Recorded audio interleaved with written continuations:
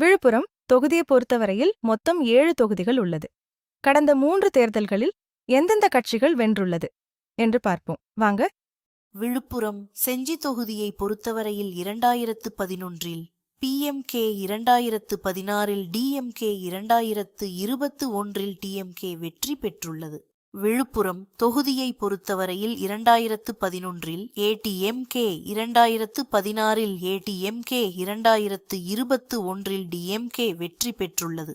விழுப்புரம் மயிலம் தொகுதியை பொறுத்தவரையில் 2011இல் ADMK, 2016இல் DMK, 2021இல் PMK வெற்றி பெற்றுள்ளது.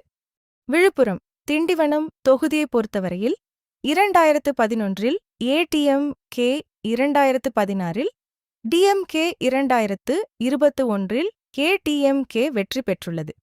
விழுப்புரம் வானூர் தொகுதியை பொறுத்தவரையில் 2011இல் ADMK, 2016இல் ADMK, 2021இல் ADMK வெற்றி பெற்றுள்ளது.